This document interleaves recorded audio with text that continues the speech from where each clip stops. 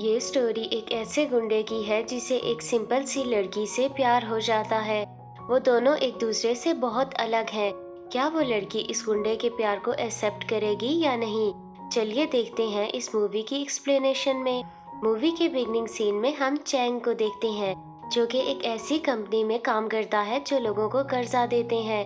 Chang उन लोगों से कर्जा वापस लेने अपनी टीम के साथ जाता है और उनसे जबरदस्ती कर्जा वापस लेता है। इस बार वो एक मॉन्क के पास जाता है, मगर उसने सारे पैसे अपने बेटे के इलाज पर खर्च कर दिए होते हैं। ये सुनते ही चैंग एक स्टील का बाउल अपने सर पर मार देता है और उसका ब्लड निकलने लगता है। वो मॉन्क को भी मारने लगता है, तो मॉन्क कहता है कि मुझे छोड़ दो। चैंग, जो कि दिल का बहुत अच्छा होता है, इसलिए उसे छोड़ देता है और कुछ पैसे भी दे देता है। इसी तरह वो डिफरेंट लोगों के पास जाता है, उनसे कर्जा वापस लेने, और खुद को हर्ट करता है।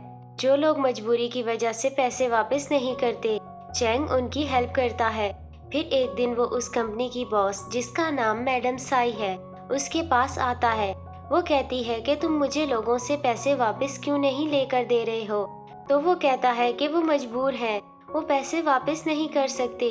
अब साई कहती है कि जाओ, तुमने इस बार हॉस्पिटल में एडमिट एक पेशेंट से पैसे वापस लाकर देने हैं। वो अपनी टीम के साथ हॉस्पिटल में जाता है। वो आदमी बहुत बूढ़ा और बीमार होता है। उसकी डॉटर का नाम टिंग होता है। चैंग उसे कहता है कि हमारा कर्जा वापस कर दो, नहीं तो इस एग्रीमेंट पर साइन कर दो। उसके डैड बूढ़े होने की वजह से आंखें नहीं खोल पा रहे होते, तो चैंग के साथी उन्हें अपने साथ जबरदस्ती लेकर जाने लगते हैं। तो टिंग कहती है कि ठीक है, मैं उनकी जगह उस एग्रीमेंट पर साइन करने के लिए तैयार हूँ, और एग्रीमेंट पर साइन कर देती है। यहाँ चैंग को टिंग पहली नजर से ही बहुत अच्छी लगने लगती है। नेक्स्ट डे चैंग उसे पूरा दिन फॉलो करता है। वो जहाँ जहाँ भी जाती है, फिर वो डिनर करने लगती है, तो वो उसके पास आता है और उसे कहता है कि अब तुम्हें कर्जा वापस करने की कोई जरूरत नहीं है, मैं तुम्हारी जगह पे कर दूंगा, लेकिन उसके लिए तुम्हें मुझसे दोस्ती करना पड़ेगी और साथ टाइम स्पेंड करना पड़ेगा। जिस पर वो कहती है कि मैं किसी न किसी तरह ये कर्ज अदा कर दूंगी, और उसे इग्नोर कर देती है। अगले दिन हमें ये पता चलता है कि चैंग अपने भाई, भाभी और भतीजी के साथ रहता है। उसके भाई और भाभी आपस में लड़ रहे होते हैं, तो चैंग भाई से पूछता है कि आप इतनी गुस्से वाली औरत से कैसे डील करते हैं? तो उसके भाई कहते हैं ये बहुत सिंपल काम है, औरत के साथ प्यार से रहना पड़ता है, उसकी बातें माननी पड़ती हैं, अगर गलती हो जाए तो सॉरी करो। वो सीधा टिंग के ऑफिस आता है और उसे बार बार सॉरी करता है, मगर वो इसे इग्नोर करती है। वो उसकी जान नहीं छोड़ता, तो टिंग मैनेजर को बुला लेती है। मैनेजर गलती से टिंग के शोल्डर पर हाथ रख देता है, जिससे चैंग को बहुत गुस्सा आता है और वो मैनेजर को मारने लगता है। ये देखकर टिंग पुलिस को बुला लेती है। पुलिस उसे अरेस्ट कर लेती है, और जब पुलिस इन्वेस्टिगेशन करती है तो पता चलता है कि वो टिंग से अपना कर्जा लेने आया था, जिस पर पुलिस कहती है कि हम इसे अरेस्ट नहीं कर सकते क्योंकि ये अपने राइट पर है, और उसे रिहा कर देती है। वो घर आता है तो बहुत मेहनत करके एक प्यारा सा एग्रीमेंट डिजाइन करता है। वो टिंग से मुलाकात करता है और उसे एग्रीमेंट दिखाता है और कहता है कि तुम जब भी मेरे साथ ब्रेकफास्ट, लंच या डिनर करोगी तो मैं बॉक्सेस फिल करता जाऊंगा।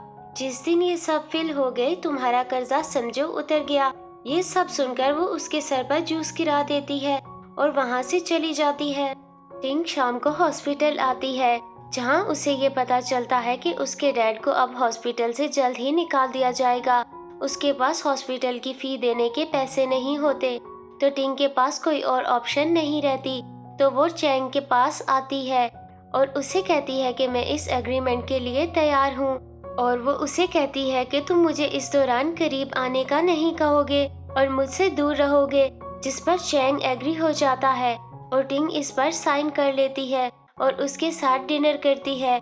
इसी तरह दिन गुजर जाते हैं और वो इकट्ठे ब्रेकफास्ट, लंच और डिनर करने लगते हैं, और चैंग एक एक करके उस एग्रीमेंट के बॉक्सेस फिल करता जाता है।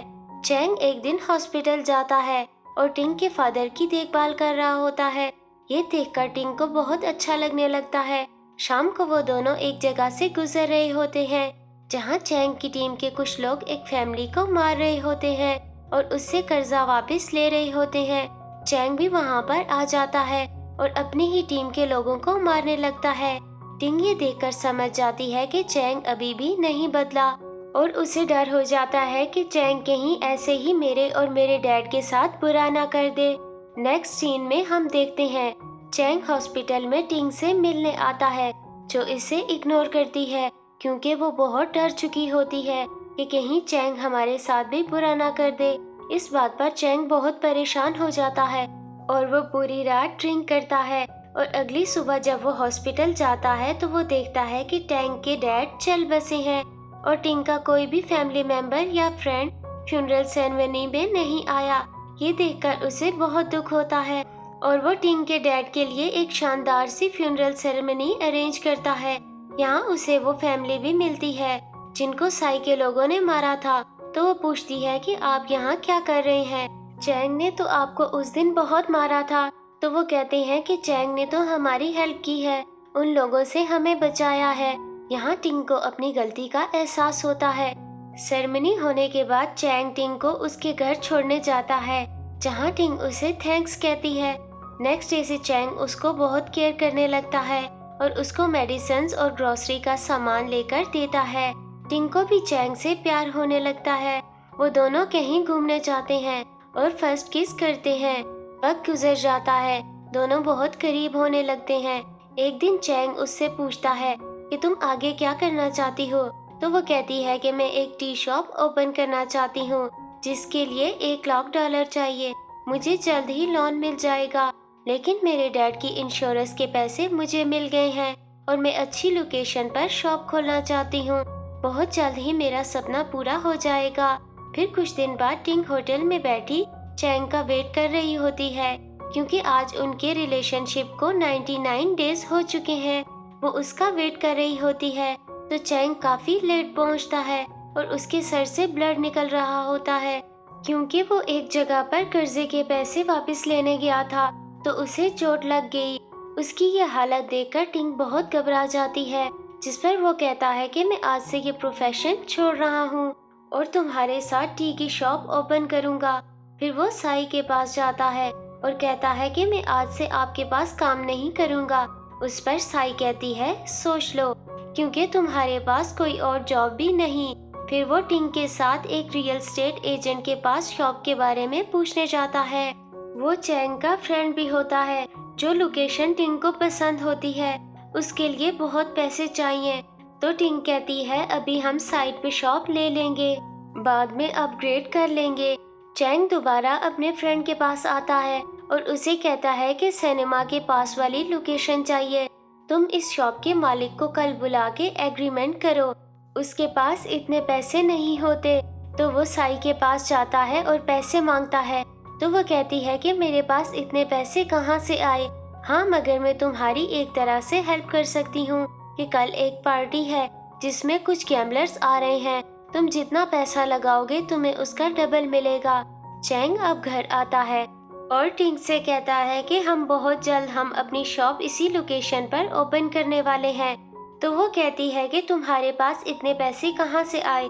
जिस पर वो कहता है कि इसकी टेंशन छोड़ दो, मुझे मेरे एक फ्रेंड ने पैसे दे दिए हैं। फिर चैंग कहता है कि जैसे ही हमारी शॉप सक्सेसफुल होगी उसके बाद हम दोनों शादी कर लेंगे। नेक्स्ट टिंग एजेंट के पास आकर चैंग का वेट कर रही होती है। चैंग इधर उसके सारे पैसे लेकर उस पार्टी में जाता है। जब वो वहाँ पहुँचता है तो कुछ गुंडे आकर वहाँ हंगामा शुरू कर देते हैं और उसके सारे पैसे लूट कर ले जाने लगते हैं। तो चैंग उनसे लड़ाई करने लगता है और उन्हें रोकने की कोशिश करता है।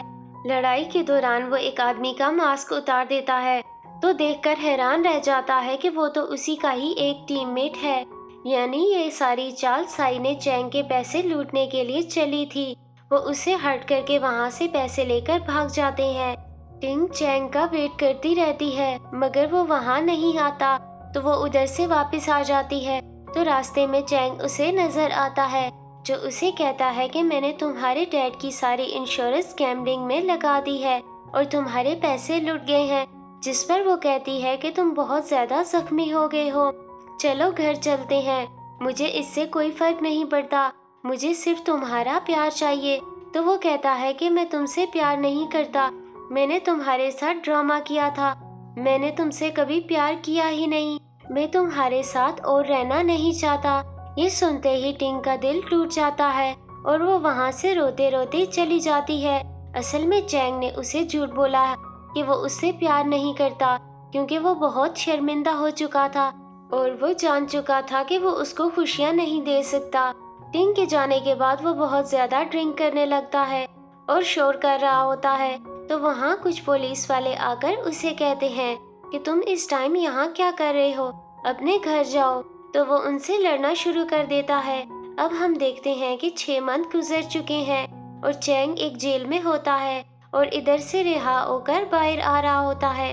तो वो देखता है कि साई एक पॉलिटिशियन बन गई है। वो साई के हेड ऑफिस में जाता है और कहता है कि मैं आपसे वो पैसे लेने आया हूँ, क्योंकि वो पैसे मेरे नहीं बल्कि किसी और के थे। साई उसे कहती है कि कौन से पैसे, और उसे कुछ भीख दे देती है। नेक्स्ट सीन में हम चैंग को देखते हैं जो टिंग को फॉलो करता है और उसे पता चलता है कि वो बहुत मुश्किल से गुजारा कर रही है, जो कि सब कुछ उसी की वजह से हुआ है। इस बात से वो बहुत ज्यादा दुखी हो जाता है। वो दोबारा साई के हेड ऑफिस जाता है और बहुत तोड़फोड़ करता है और उसे कहता है कि वो पैसे वापस कर दे, नहीं तो मैं लाइटर से आग लगा दूंगा और हम सब मर जाएंगे। और उसे बताता है कि मैं तो वैसे भी मर जाऊंगा, क्योंकि मुझे जेल कैद के दौरान पता चला था कि मुझे एक दिमागी बीमारी है और मेरी मौत जल्दी हो जाएगी, इसलिए मुझे वो पैसे दे दें, आपका मुझ पर एहसान होगा।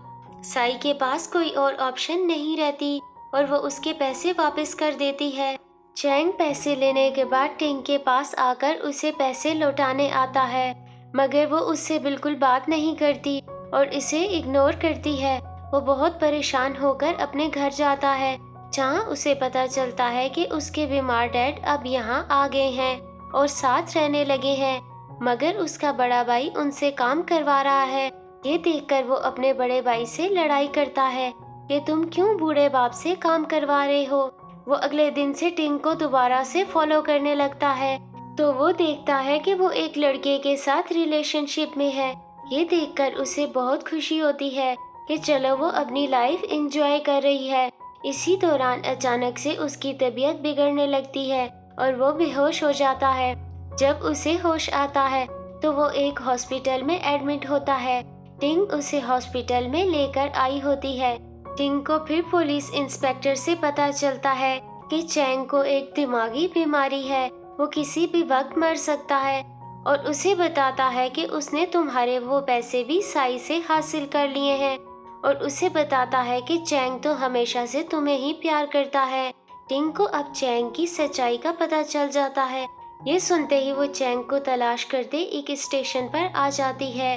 वो उसे हक करती है। अब से वो दोनों बहुत ही प्यार से रहने लगते हैं और टिंग उसकी बहुत केयर करती है। टिंग एक दिन चैंग की पसंद का खाना बनाकर हॉस्पिटल में आती है तो उसे पता चलता है कि उसकी मौत हो गई है, जिस पर उसे शदीद दुख होता है। फिर चैंग की फ्यूनरल सेरेमनी होती है, जहां चैंग का भाई, भाभी और उसके फ्रेंड्स भी आए होते हैं और जो बहुत ज्यादा दुखी होते हैं। फिर सीन पास्ट में शिफ्ट होता है, जहां हम देखते हैं कि चैंग जब जिंदा था तो वो अपने डैड से कहता था कि आपने मेरे मरने के बाद टिंग के साथ रहना है, क्योंकि वो आपकी केयर करेगी। आपने भाई के साथ नहीं रहना, क्योंकि वो आपकी केयर नहीं कर सकता। लास्ट में हम देखते हैं कि वो अपने बेटे की एडवाइस पर अमल करते हुए अब टिंग के साथ रहने लगते हैं। वो भी उनकी बहुत केयर करती है और यहाँ मूवी एंड हो जाती है।